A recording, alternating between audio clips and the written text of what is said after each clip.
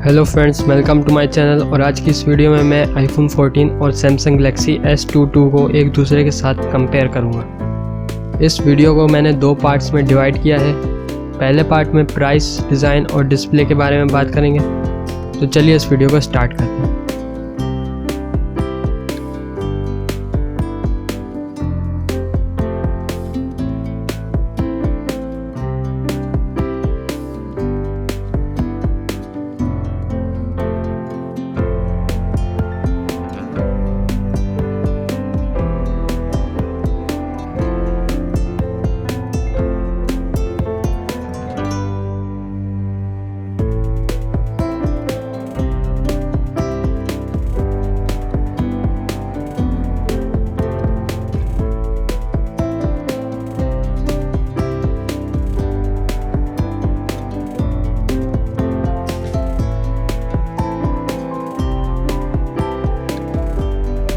Number 1 पे हम लोग बात कर लेते हैं प्राइसिंग की।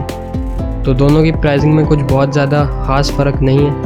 दोनों के 128 GB स्टोरेज मॉडल की प्राइस पाकिस्तानी रुपीज़ में आईफोन 14 2,24,999 रुपये का है और गैलेक्सी S22 2,19,999 रुपये का है।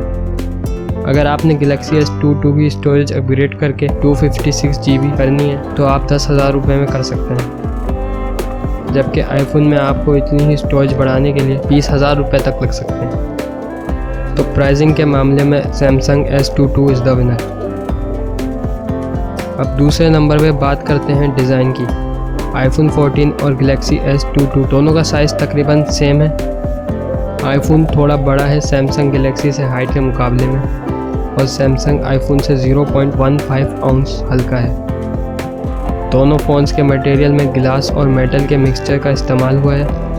सैमसंग S22 में एक फिंगरप्रिंट रीडर इंक्लूड किया है, जो कि आईफोन 14 में नहीं है। आईफोन 14 में सिर्फ फेस आईडी अनलॉक फीचर है।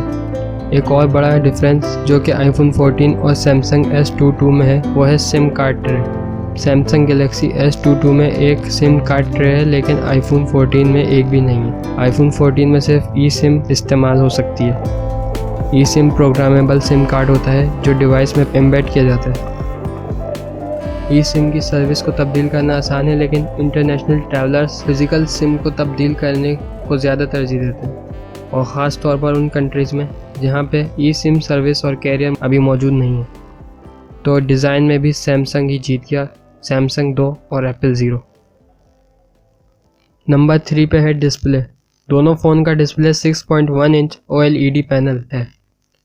आईफोन का रिजोल्यूशन 2532x1170 है और गैलेक्सी S22 का रिजोल्यूशन 2340x1080 है। Galaxy S22 automatically refresh rate को 120 हर्ट्ज तक एडजस्ट कर सकता है, जिसकी वजह से स्मूथ स्क्रॉलिंग और बेहतरीन ग्राफिक्स देखने को मिलेंगे। और जब स्क्रीन बैटरी की ज़्यादा पावर खाएगी तो ये ऑटोमेटिकली रिफ्रेश रेट 48 हर्ट्ज तक कम कर देगा। आईफोन 14 में रिफ्रेश रेट को ऑटोमेटिकली एडजस्ट करने का फीचर नहीं है, क्योंकि ये फीचर एप्पल ने सिर्फ अपने प्रो मॉडल्स के लिए रखा है। आईफोन की पीक ब्राइटनेस HDR में 1200 निट्स है, जबकि गैलेक्सी S22 की पीक ब्राइटनेस 1300 निट्स है। आईफोन का डिस्प्ले बहुत ही अच्छा है। इसमें गेम्स खेलने या वीडियोस देखने में बहुत ही अच्छा डिस्प्ले आता है, लेकिन गैलेक्सी S22 भी बहुत अच्छा डिस्प्ले देता है, और इसमें रिफ्रेश रेट ऑटोमेटिकली एडजस्ट करने का फीचर की वजह से डिस्प्ले के मामले में भी सैमसंग जीत गया। सैमसंग के 3 पॉइंट्स और आईफोन के 0। दोस्तों, इसी के साथ मैं ये वीडियो यहाँ पर ख़त्म करता हूँ। उम्मीद है आप लोगों को ये वीडियो पसंद आई होगी, और मैं जल्द ही इस वीडियो का पार्ट 2 भी बनाऊँगा। और अगर आपको ये वीडियो पसंद आई हो तो इस वीडियो को लाइक करें और मेरे चैनल को सब्सक्राइब भी करें, और बेल आइकन को भी दबाएं, और इस वीडियो को अपने दोस्तों के साथ भी शेयर करें।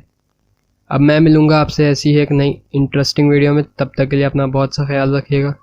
Thanks for watching this video. अल्लाह हाफिज़।